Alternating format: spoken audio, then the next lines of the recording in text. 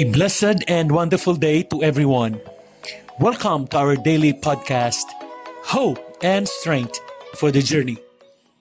Our scripture verse for today is found in the book of Galatians chapter 5, verses 22 and 23 says, "But the fruit of the Spirit is love, joy, peace, forbearance, kindness, goodness, faithfulness, gentleness, and self-control. Against such things, there is no law." Sa isang mundong nagbibigay diin sa agresyon, kompetisyon, at pagiging matatag, madalas na ang pagkamaamo ay itinuturing na kahinaan. Gayunpaman, habang pinag-aaralan natin ang bunga ng Espiritu sa Galatia 5:22 hanggang 23, matutuklasan natin na ang pagkamaamo ay isang pangunahing aspeto ng pamumuhay ng pusong puno ng Espiritu. Sa umagang ito, susuriin natin kung ano ang ibig sabihin ng isabuhay ang pagkamaamo, kung paano ito sumasalamin sa katangian ni Kristo at kung paano ito makapagbabago sa ating mga relasyon at saksi. Number 1, the source of gentleness, God's Spirit. In verse 22, it says, "But the fruit of the Spirit is love, joy, peace, gentleness." Gentleness is not something we can manufacture by sheer willpower. It is a fruit produced by the Holy Spirit in the life of a believer. It flows from a deep connection with Christ. When we abide in Him, gentleness becomes a natural outflow of our transformed life.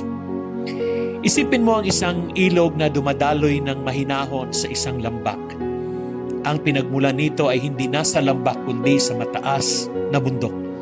Gayon din, ang ating pagkamaamo ay nagmumula sa Espiritu sa loob natin, hindi mula sa ating sariling pagsisikap. Kung tayo ay nakakonekta sa pinagmulan, ang ating buhay ay magsasalamin ng tahimik at maamong katangian ni Kristo.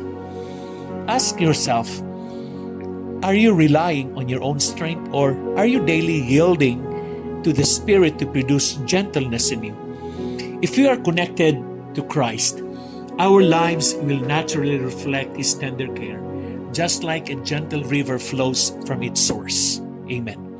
And number 2, the substance of gentleness, which is controlled by strength. In Proverbs chapter 15 verse 1, it says, "A gentle answer turns away wrath, but a harsh word stirs up anger."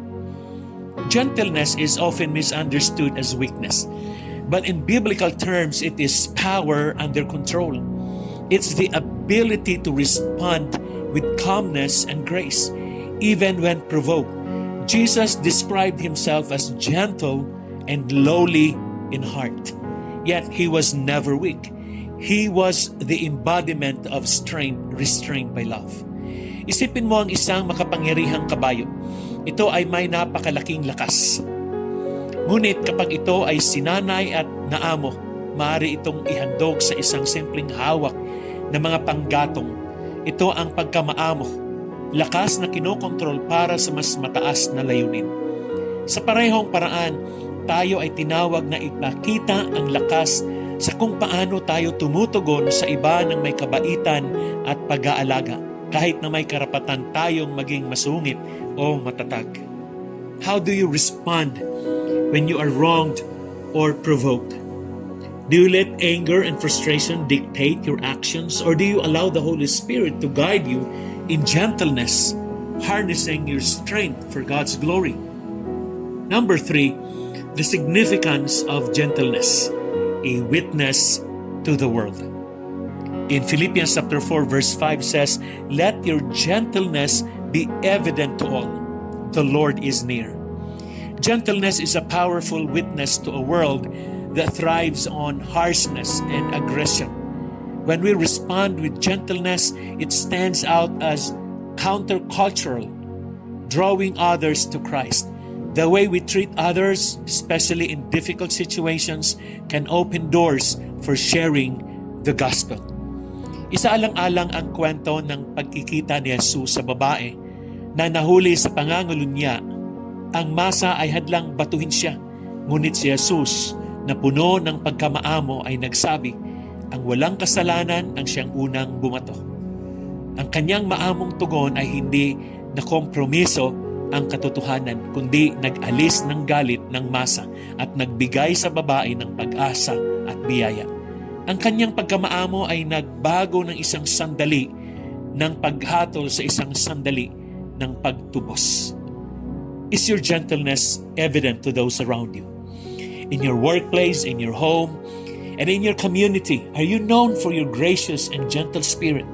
Your gentleness may be the very thing that points others to the love of Christ. Amen. Number 4, the surrender of gentleness. Yielding our rights. In Matthew chapter 5 verse 5 says, "Blessed are the meek, for they will inherit the earth." Gentleness often requires us to yield our personal rights for the sake of others. Jesus, though fully God, humbled himself and became a servant. He could have demanded his rights as a son of God, but he chose to lay down his life in gentleness and humility. Isipin mong nasa traffic ka at may isang tao na biglang humarurot sa harap mo. Meron kang karapatan na magalit. Marahil ay pagbibip ng busina sa inis.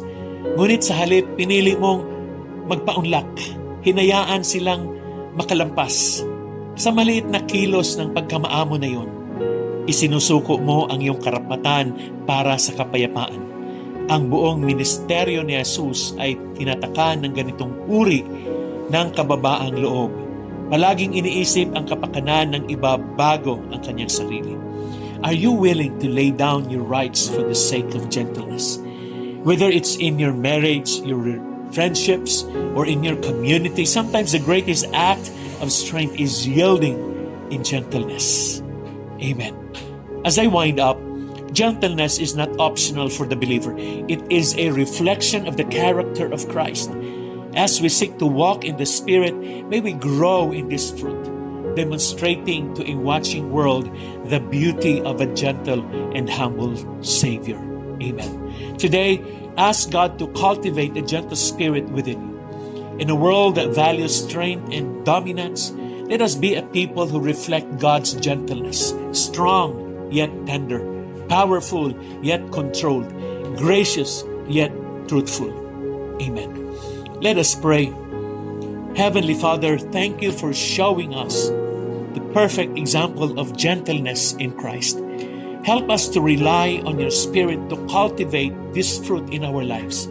Teach us to be gentle in our words, actions, and attitudes so that others may see Christ in us. In Jesus' name we pray. Amen and amen. Again, good day and have a great day ahead of you. God bless you and your whole family. See you again tomorrow.